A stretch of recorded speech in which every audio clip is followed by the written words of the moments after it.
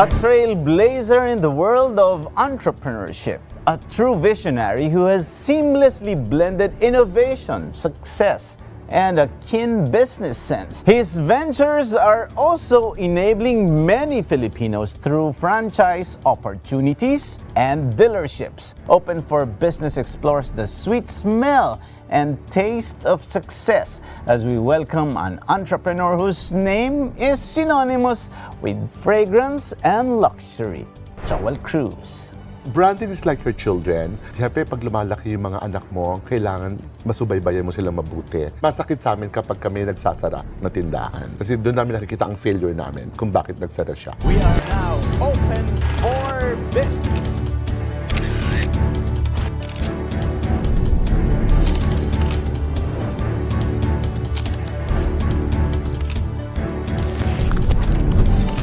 It is a signal to the world. We are open for business.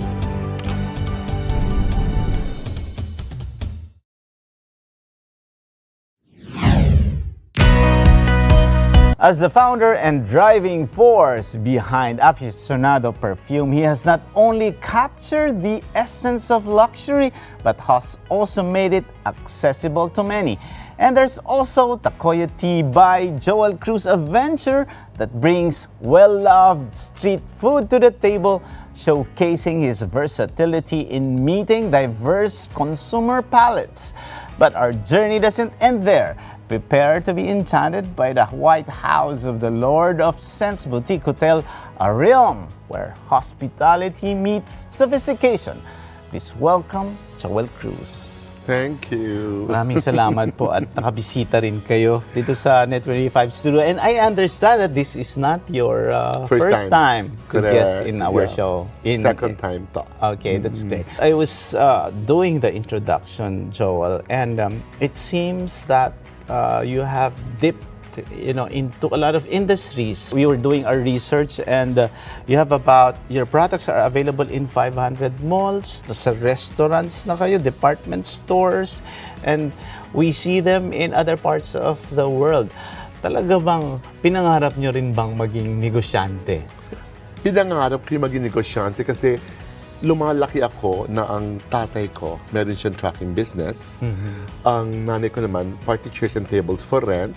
So, pag nagdi-dinner kami, pinag-uusapan ng mga magulang namin negosyo, pera. Alam mo, pagbata ako noon, pag pera ay pinag-uusapan masyadong malakas yung dating sa akin. Parang gusto ko agad kumita. Pero, Joel, bakit pabango? I was doing the introduction and I already, somehow being able to smell Aficionado because it's all over the place. Your branding is very strong because of its visibility in department stores. You have kiosks all over and the branding is very solid. Pero my question is, why perfume? Do you have this knack for, fragrant things that you ventured into perfume? When I was in high school and college, I really cannot afford to buy one bottle of perfume. Dahil naman yung prices, di ba? 2,000, 3,000 pesos, ganyan kamahal. So, sa baon ko lang, hindi ako makakaipon para makabili ng perfume. But good thing, I have two sisters in the States. Nagpapadala sila ng mga yung original talaga. Halston C14, yung mga different signature ng pabango. Talagang very love ko ang perfume. Hindi ako talaga makalabas ng bahay namin nang hindi ako nagpapabango. Yung gano'n. Sabi ko, since ang hilig ko sa pabango pero hindi naman ako makabili ng pabango sa Pilipinas dahil napakamahal nga. I was thinking of, sana makakaroon din ng perfume dito na very affordable, abot kaya ng masa, pero yung quality, pareho ng mga signature brand na mabango, tumatagal yung amoy. So, good thing, yung father ko, meron siyang kaibigan na go-work sa Henkel Philippines. Si Chito, tinuruan niya ako ng mga concoction ng perfume. Sabi niya, sige, pwede mo inegosyo yan dahil dito natin gagawin sa Pilipinas. Dahil mura ang labor cost dito. Pero kukunin natin sa Germany yung mga fragrance oil. Hanggang tama nga siya na nakagawa kami ng pabango na mura, affordable. it started at 150 pesos, 60 ml, hanggang naging mga 180 pesos na, ngayon 288 pesos na. Pero tinatangkilik talaga ng maraming Pilipino and other non-Filipinos kasi nga napakaganda ng quality. Tumatagal talaga yung amoy niya. Wow, that's nice, Joel. But what's interesting is that you said the concoction is here, the formulation is here, but you still had to import an ingredient. Correct. Yun ba kailangan talaga ini-import? What was that coming from Germany? Well, we're using fine fragrances, no? Yung mga fragrance oil from Germany. Siguro for the first 3 or 4 years, stick kami sa Germany, sa Henkel. However, na-discover namin na meron ding mga magaganda rin mga different scents from Italy, sa France, sa UK. So, bumili na rin kami sa ibang countries din. Although, ang bottle namin, the glass bottle of perfume, nanggagaling sa China, but the sprayer from Korea. Yun. Kaya, So galing pala sa iba-ibang bansa yun. Parang lumalabas, parang multinational product din yun. Tama. Pero, why are these coming from different countries? Doon lang ba talaga nanggagaling yung mga yun? Merong ibang Asian countries na ayoko na i-mention kung anong country ito, nag-introduce sa akin. It's really very, very affordable. Napakamura. No, siguro 1/10 of the price coming from Europe. However, mabango lang siya sa umpisa. Kasi hindi siya tumatagal. Oo, kaya ayoko na i-mention kung anong country ito galing. Pero buti na lang kamo, hindi ko siya sinubukan. Kasi I started year 2000. After 1 year lang, pinuntahan nila ako sa office. Hanggang sabi nila sa akin na, affordable nga. Nagulat ako. Sabi ko, siguro kung binili ko yun, tinangkili ko yun way back 2001, 2002, baka hanggang doon lang din na siguro tumagal yung business ko. Hindi ako aabot hanggang ngayon. Kumbaga. Okay. So, Joel, parang, di ba, pag sinasabi mo, very critical yung factor ng pagtagal ng amoy. Kapag halimbawa, we know there's a lot of brands, di ba, in the market, from department stores, especially the big brands, di ba?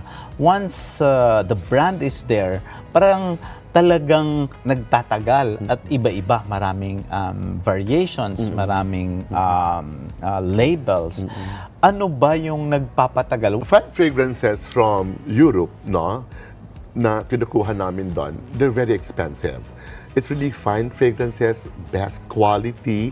They're also using, ito yung ginagamit din ng mga signature brand. Napakamahal talaga. Meron din maraming ingredients kasi. Kaya nga, for the past 23 years kami nasa business, every year we have to go to Europe. Tinitrain kami, no? May mga perfumers, tinuturuan kami.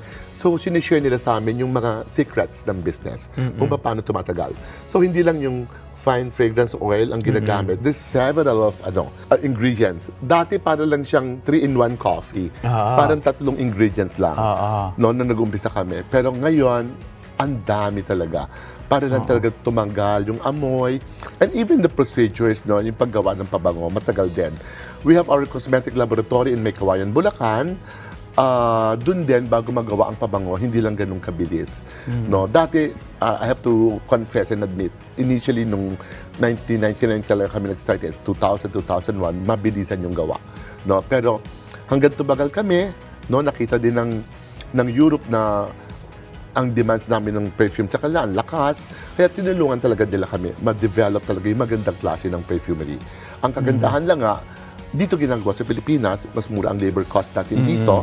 And then yung bottle namin kasi from China, which is cheaper, yung sa kanila, from Italy, binibili yung bottle sila, yung mga original yung ganon. Sprayer natin from Korea, mas mura rin. Yun. So, the price namin na mas mura. No? And we have a team of chemists, pharmacists, no, engineer. Sa laboratory namin, we have to check yung scent niya every hour. Apat umabot to ng 8 hours. Pag hindi siya, kunyari 7 hour na, no, hindi siya nawala yung amoy, reject na yan. Gagawa ng panibago ulit. So matinding yung QA, yung quality assurance na. What's also amazing, Joel, is that when you said dati, 3-in-1 lang yan. So parang may basic ingredients. So parang yung industriya ninyo sa perfume business, talagang nag-evolve din, di ba? There's new innovations, there's new technologies being tapped. But my question, Joel, is, Ano ba yung gusto ng Pinoy na na Alam mo, amoy? I'm so blessed din. Siguro I have a sharp nose na alam ko yung anong gusto ng mga Filipinos. Kasi lahat ng mga perfume namin na nilabas sa market, lahat dumaan sa ilong ko. Ako nag-approve. So, usually they like cool scents, fresh, yung ganon, hanggang more of woody and citrusy. No?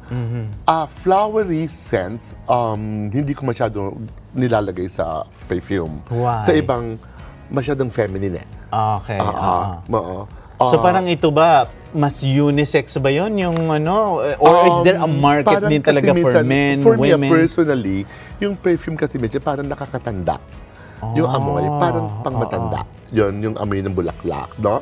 So, kaya may mga twist kami, meron kaming mga ang daming talagang different scents, no? May woody dyan, may citrus, no?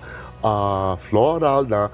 Yung pag-concoct namin, talagang nakikialam din ako para talagang the best scent ang lalabas. Kaya sabi ko, I'm so blessed kasi lahat naman na nilalabas ko, talagang tinatangkilik.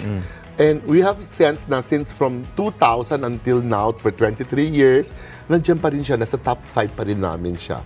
Yung ganon. Wow. Oo. Okay, but what is your market demographics? Parang dyan ba, siyempre, ang dami. Pero parang, where is this demand coming from? These are usually the mass market, no, students, OFWs. Do you see that there's also transformation of the taste of Filipinos? Well, very practical ang Filipinos, no? They know na ang kailangan nila sa perfume yung talaga yung contents. So, sometimes, they really don't mind yung mga bottles kasi sabi ko, kung Italy pa to napakamahal, no? So, baka hindi na namin mabigay yung presyo na gusto ng masa. So, kaya naisip namin yung China. Now, it's really the contents, no? Kaya nga, hindi ko pwede pagpalit yung laman ng pabangon na nanggagaling talaga sa Europe. Yung gano'n. Kahit na meron mas mura, never ako na pumunta sa mas mura. Nag-stick ako doon for the past 23 years. Nandun talaga ako kumukuha sa Germany, Italy, sa France, UK, yung gano'n. And hanggang sa ibang bansa, no? There are like 17 or 16 countries na meron din ng aficionado, hindi lang sa Pilipinas. Ayun. Kaya I'm so happy na ito talaga ang aming bread and butter, itong Aficionado perfume. Kaya sa lahat ng mga Pilipino, non-Filipino na tumatangkilik na maraming salamat po. So far, what are some of your insights that you got from your clients, from your customers to rise above these challenges? Every customer complaint, talagang ine-entertain namin. No? Hinaharap namin.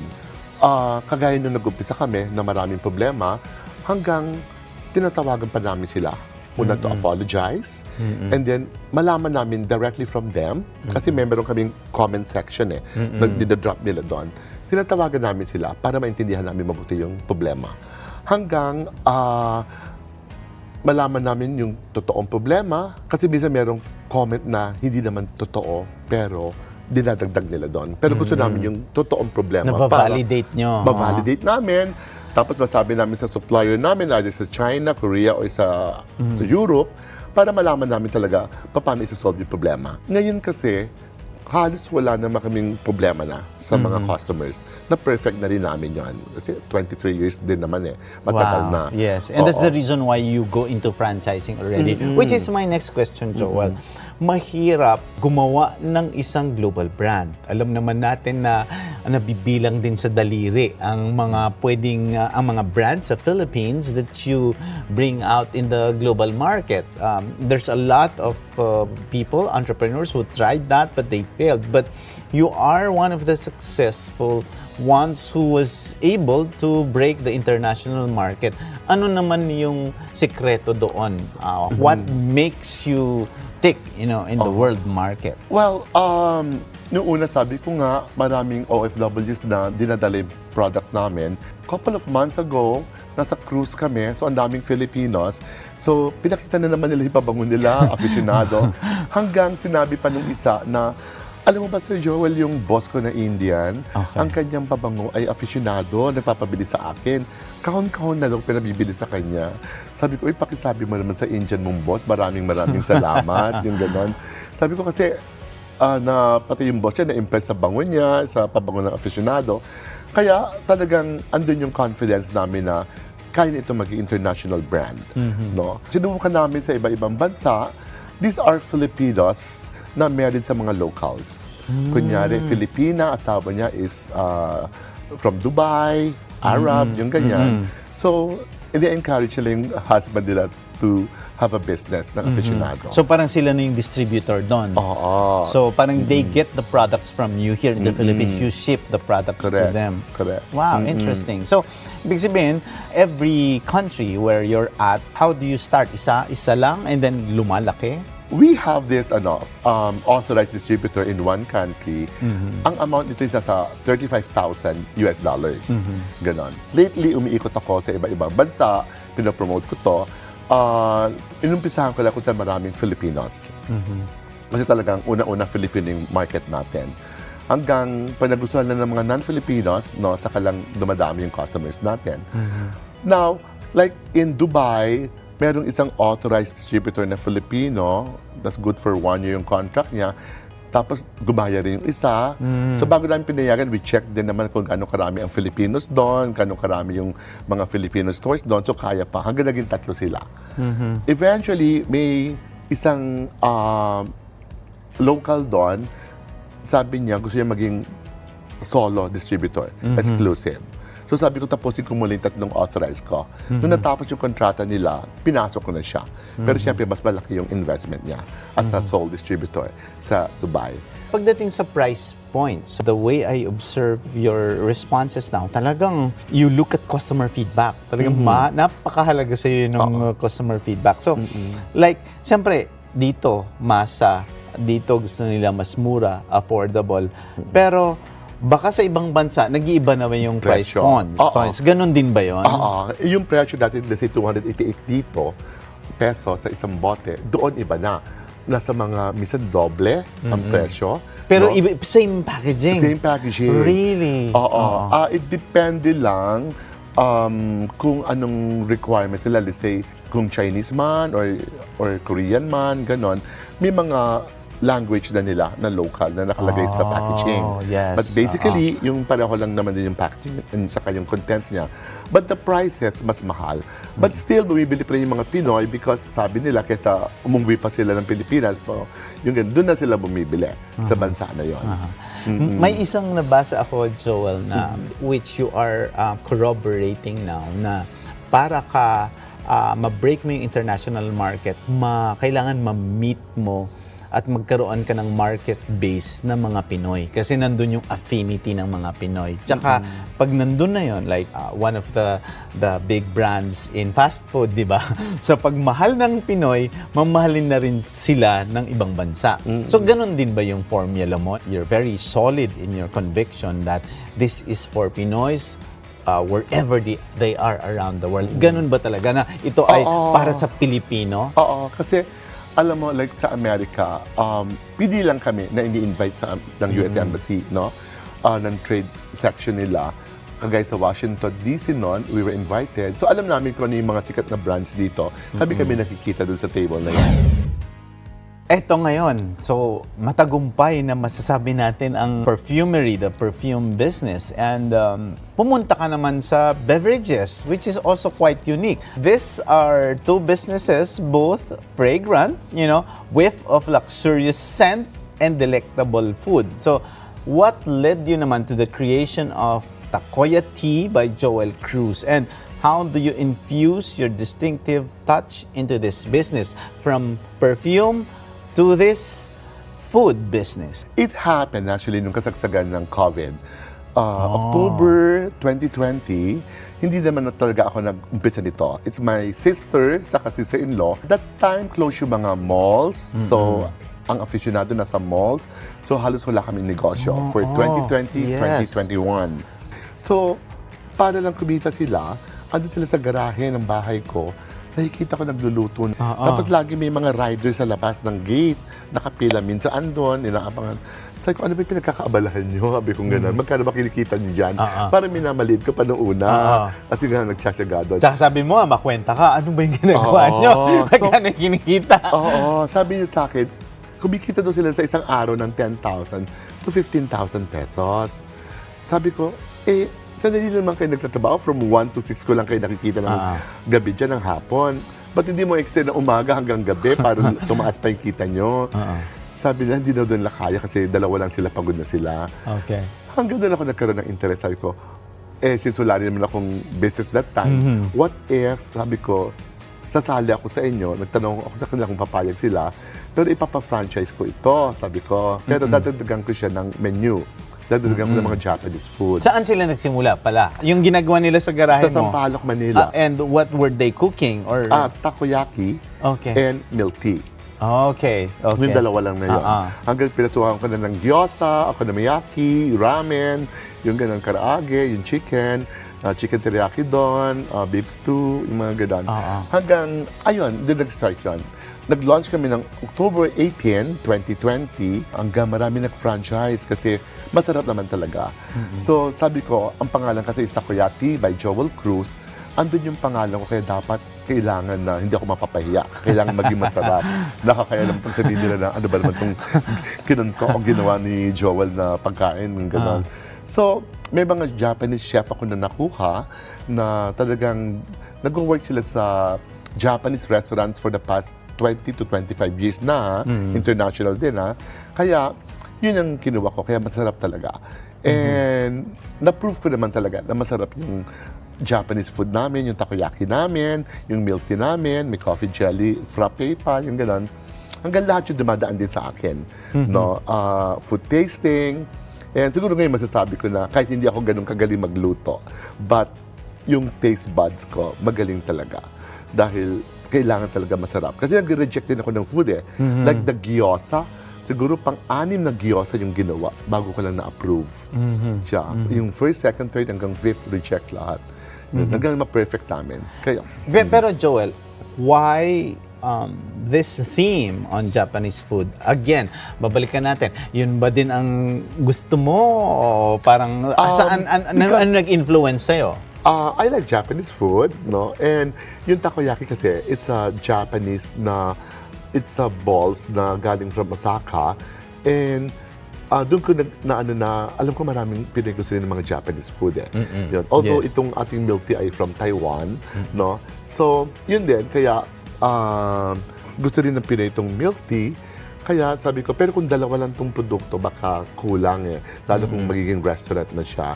Kaya sabi ko, dagdag ako ng Japanese food.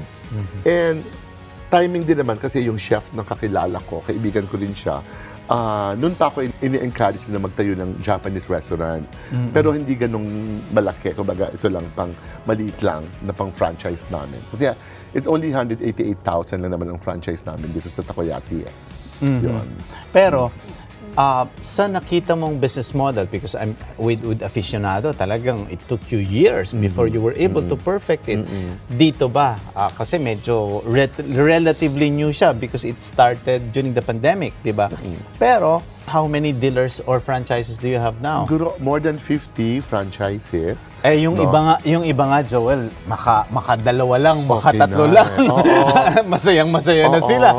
Pero ikaw, it took you, more than 50. Paano mo na-break yung market? Ang kagandahan doon, aside from the fact na, syempre yung quality ng food, masarap, no? Yung team kasi namin sa office, di ba nawalan kami ng work ng 2020, 2021, nabigyan ko rin sila ng trabaho. Kasi for franchising kami for the past, sabi mo, ng 18 years, sanay na kami sa franchising. Alam na namin talaga yung procedures, no, ng franchising. Kaya, unang kinontak din namin yung mga existing naming franchising sa Aficionado. Yung iba, sila na rin ang kumuha. Tapos may mga new players na rin kasi mura lang yung franchise cost. Hanggang may mga new players din kami na naging business partners namin sa Takoyatea. Ayun, so yung isang building ko na dapat naka-assign yun for Aficionado na warehouse, doon ko na lang nilagay yung kasi pandemic nga, hindi naman nagamit. Doon namin nilagay yung Takoyatea na commissary and warehouse. Ayun, kaya medyo timing din. Timing yung nangyayari. Na kahit na COVID, at least may blessings pa rin na okay naman. The good thing, the insight that I'm getting here, Joel, is that as a businessman, as an entrepreneur, you easily adjust with the times and you observe. So, ano sa palagay mo for people who want to go into business as well, what are the traits or the characteristics of an entrepreneur? Kasi ikaw, kita mo agad, wala tayong ginagawa, kita mo yung sa garage mo. So, you immediately pivot and change business model. Ano dapat yung traits? Alam mo, yung in-introduce namin yung franchising ng Takoyatea, pandemic, ano? So, marami rin kasi mga kababayan natin na mga negosyante na nagsara ng business. Isa, may mga minibenta din siya mga damit, no? Yung ganon, nagsara din yung business niya. So, yun yung mga nakita ko. Usually, may mga negosyante, business-minded sila, yung ganon. Tapos, they trust me kasi nga, I've been in the business for the past 23 years. Yung aficionado namin, kalat na kalat sa buong Pilipinas, no? And focus naman talaga ako, hands-on din ako sa negosyo. And itong ginagawa ko kasi hindi lang para sa akin lang o sa company namin. So, pag may mga investors, may mga franchisee, they are my partners. Talagang dapat kikita pareho, both parties. Kasi pangalan din namin pag nagsara yung aficionado nila para makikita nila na, kay Joel Cruz siya nagsara yung business niya. Yung Takoyatea by Joel Cruz, pag nagsara rin yun, ay, nagsara rin yung negosyo ko. Kaya dapat, proprotectionan ko talaga sila. Yung ganon. Kaya, very particular kami sa costing. Make sure na talagang hindi lang lahat one-sided. Kami lang kikita sa franchisor. Both parties kumikita dapat. Marami kami mga partners, franchisees, kahit hindi nakatira sa Pilipinas. They're residing abroad. Tiga Canada, tiga US, no? Nasa ibang bansa. Pero, franchisee namin sila. Andito yung negosyo nila sa Pilipinas. Wow, interesting. Pero ang plano mo ba ay mapalaki pa both? Like, say, what's your target for the number of franchisees? Sabihin mo ng almost 500 yung aficionado. Kahit sabihin ko namang, can I have like, kunyari, 1,000? Hindi rin eh. Kasi talagang ilang malls lang bang available? Parang ganon. And we have zoning then. We have to protect every franchise partner. So, hindi porket kaya mong i-open, open ka na open. No? Kunyari, isa, franchise kita dyan, tapos nagtayo ako dito sa tabi mo, no? Umihina na yung sales mo dahil dito. So, ayoko naman mangyari yon. So, lahat yan, pinag-aaralan namin, no? Kung hanggang ilan lang talaga. Kaya nga, after the Philippines, lumabas na kami ng country. Kumbaga, dito naman tayo sa ibang country. Kasi ilang countries na ba kayo, Joe? may 17. 17? Oo, Taiwan, South Korea, Brunei, Malaysia, Singapore, Cambodia, Thailand, Pakistan. Yan, may kodigo na ako dito. Yan, may New Zealand, Australia, Solomon Islands, Guam, Saipan, UAE, Saudi Arabia, Qatar, Bahrain. Yan, and mga Filipino stores. Pero saan ang pinakamalakas dyan? Nasa, Dubai. Kasi is it because there's a lot of Filipinos there? Or there's And mga OFWs. Oh, yes, yes. This time, from perfumery to food business, franchising, and meron pa. So parang you did not stop there. You also have, you entered the hotel industry now with your boutique hotel. So what was your inspiration there? Well, the White House of the Lord of Scents, nasa loob siya ng Camp John Hay sa Baguio. Originally, rest house ko yun. Noon. Alam mo, malaki yung family ko with 7 siblings and I'm very close family ties. So, pag nagbabakasyon ako, kasama ko yung mga kapatid ko, pamilya niya. And it's Baguio and Manila ako nakatira, Manila ako nagbe-business, nandiyan ang office ko sa Manila. So, hindi ko naman parati napupuntahan. So, nanghihinayang din ako dun sa White House of the Lord of Scents, no? Hanggang in-apply namin sa SEC, no, na maging boutique hotel, na-approve naman siya. Kaya nung in-apply namin yun, inayos na namin siya, nag-hire na ako ng people then sa Baguio para meron kaming receptionist, may mga housekeeping team kami doon, may mga security, yung ganon. Inlagay na namin sa social media. Marami nag-stay kasi we have 7 standard suites, 1 presidential suite and 1 executive suite. Magaganda and napakaganda ng view. So the total rooms is Only 11. 11. But it's very exclusive if that's the number. Yes. It's very exclusive and very private. Correct. Minsan nga isang family lang, mga big family lang nagre-rent nun eh. Kung gusto nila mag-spend the How same. much per night? Yung standard room, 10,500 pesos per night. Can accommodate maximum of 4 guests kasi 2 king beds in 1 suite room eh. Malaki siya, yung suite room. Tapos yung balcony mo overlooking ng golf course ng Camp John Hay, yun, hindi ka naman tatamaan ng bola, don't worry. Andun malayo yung direction ng bola. Pero ang ganda. Ang ganda niya. How do you find it? We know that pag sinabi mo kasi sa Baguio, all year round na, di ba? Dati may peak season pa ang Baguio, may lean months, pero parang ngayon, dire-diretso. How is the take-up in the hotel industry? Well, I must say, ganyan pa rin naman. No? Meron pa rin talagang lean season. Iba pa rin yung mga peak season sa Baguio. So, if it's lean season, of course, we give promos, discounts, ganon. Knowing how you want to count more money, Joel, parang hindi mo ba iniisip na parang, okay, maganda tong business, tong hotel. Parang I might create or buy other properties in different parts of the country. Baka mag-Boracay ka na, Bohol. Ano ang plano mo naman dyan? Well, speaking of Boracay or Bohol, masyadong stiff ang competition ng pakarami nila. Siguro hindi ako masyado sasama na sa kanila. But you're eyeing other locations, like siguro, what area? Baka Antipolo, yung gano'n, or Tagaytay, yung gano'n.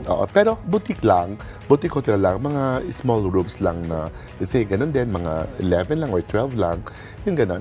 Hindi naman talaga, I cannot afford in the first place yung mga hotel talaga na 5-star. Hanggang boutique lang ako. But this one is a good concept kasi parang boutique hotels are also very specialized and it needs, it's more intimate, di ba? And it's more customized, di ba, to the needs of. Pero ano naman ang target market nito? Is this for the more affluent or parang baka naman ang masa hindi rin kaya dyan or parang middle class yung tinatarget mo? It's middle class ang tinatarget ko. And sometimes it's the A market, no? Kasi lalo pagka gusto nilang private sila. Kukunin nila yung buong boutique hotel, the 11 rooms or 12 rooms. Mga magkano yun? Like say, siguro may mga ano na yun. Per night, baka umabot na yun ng 180,000 per night. Ganon. Yun. And exclusive sila. Enjoy nila yon. Minsan nga pati mga CCTV cameras kasi meron iba nag-request pinapa-off nila. Okay lang. Sige, kasi exclusive naman kayo. Kasi kailangan mo-monitor mo yun from somewhere. But I'm sure, for security reasons, kahit yung mga public areas lang. Yun diba? Yun nasa labas lang. Okay. Now, what I am learning from this conversation, Joel, is that you are very good at product diversification and you are very responsive to the needs of the market. You travel a lot or you engage or you look at the market demands and you serve that market demand.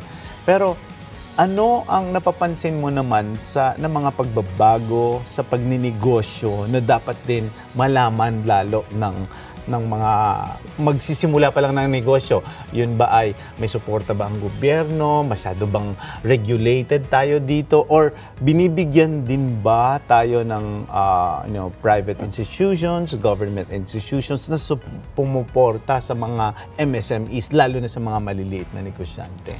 In terms of government, no, andun naman yung support nila. No? And Baguio kasi, maganda sa Baguio talagang tourist destination ng mga Filipinos, no, pati non-Filipinos. Sa mga nagnenegosyo naman kasi, lagi kong sinasabi na kung ano yung passion mo ng gusto mo talagang ginagawa, yun yung doon ka mag-focus. Kung ano mang product to or services ito, you focus on that.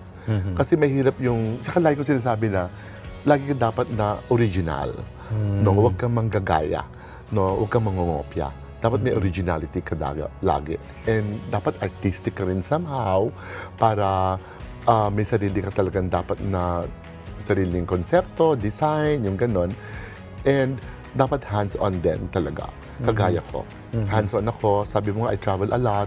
And yung traveling na yun, malaking tulong because I check, I compare kung ano nakikita ko sa ibang bansa. Especially kung mga talagang 6-star hotel pa ito. Yung ganon. Para ma-apply ko rin sa akin kahit hindi ako 6-star, hindi ako 5-star. Yun. So, yun yung malaking tulong na mag-focus talaga.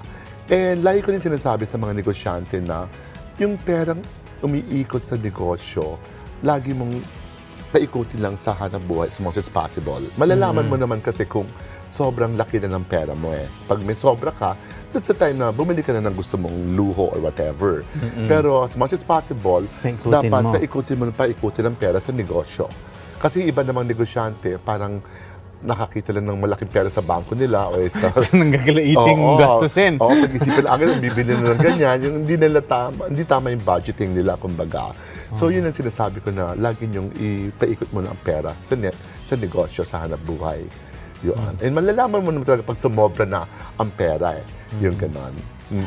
Wow, we're getting a lot of business insights from the Joel Cruz. So what's admirable is that you provide job opportunities for a lot of Filipinos, and Filipinos now need that, especially during the post-pandemic, diba? And with that, and at this point, how many Filipinos are you employing? And and in terms of expansion naman, are you looking at a specific number na parang, sige, by this time, okay na muna ako? For expansion, we're very, very conservative. Kasi sabi ko nga, every store na idadagdag namin, we'll see to it na talagang kumikita dapat. Mahirap kasi yung sobrang aggressive ka na, confident ka na, akala mo kaya mo agad magbukas ng 200 stores, yung gano'n. Hindi pwede yun para sa akin. Step by step, one by one. No? At the same time, sa akin lang, sa company ko, plus the planta, siguro is around 700 employees. Pero pag sinama namin yung mga almost 500 franchise namin, umaabot na siguro to hanggang sa Takoyatea, White House, baka may mga 4,000 Filipinos na ito, na nabigyan namin ng trabaho. Kaya nga ako, I'm so happy na ang aking planta nasa Pilipinas. I also encourage our business-minded people, Filipinos, na sana kung gagawa tayo ng factories dito sa Pilipinas, huwag naman sa ibang bansa. Yung gano'n. Before we let you go, ano yung mga tips mo para sa mga entrepreneurs then? How will they hurdle, challenges? It's not easy to diversify. It's not easy to create a brands like what you did. First, you should know what you like, what you love doing. Yung bang tipong gagawin mo isang bagay na kahit napupuyat ka na, andiyan ka pa rin, hindi ka nagsasawa gawin. So, yun yung mga bagay dapat na ma-establish mo. Ano man produkto to or ano mang serbisyo ito, kailangan tabang andun yung time mo, andun yung love mo, andun yung passion mo. Of course, pagka gusto mo rin mag-franchise, kasi dapat ito, tumutulong tayo sa mga gusto nating maging partner sa business. And also the employees, no? Kasi sabi ko nga, no man is an island, no man stands alone. Kahit ako, ganitong ka-successful, I owe this to all my employees, all the people behind Aficionado, all the people behind Takoyatea and White House. Kaya inaalagaan ko lahat ng aking mga employees, kaya dapat kayo rin, aalagaan yung employees. That was a lot to digest, and thank you so much, Joel. Now, maraming nanonood na mga Pilipino, and Open for Business is shown on free TV. It's also on cable. It's shown on Facebook and YouTube. A lot of people will now be calling. Saan kanila makikita? Where? What social media pages will they find you? Okay, for Aficionado business inquiries, please call +63 87400000. Ang website namin, aficionado.com.ph. Facebook page, Aficionado PH. Sa Takoyatea naman by Joel Cruz, for franchising, please call +63 940 992 9693. Facebook, Takoyatea PH. And sa White House of the Lord of Sands Boutique Hotel, for room reservations, Facebook is White House of the Lords of Sands. Or pwede yung number na +63 917 822 7825. Thank you. Thank you, Joel. And we look forward to more successes, and we are excited to see the next industry where Joel Cruz will diversify.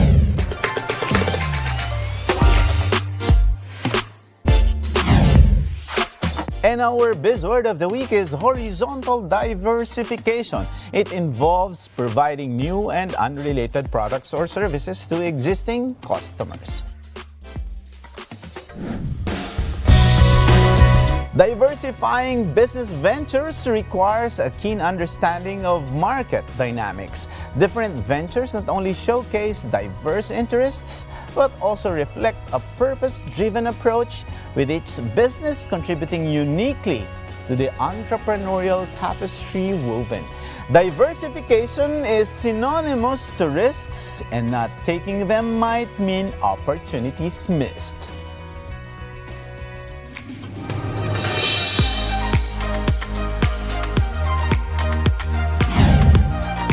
And with that, our quote of the week is from Warren Buffett. He said, "Diversification is protection against ignorance, but if you don't feel ignorant, the need for it goes down drastically." Thank you, Joel Cruz. Maraming salamat sa isang oras na pagsama sa amin upang tunghayan ng isang makabuluhang usapan ukol sa negosyo dito lang sa Open for Business.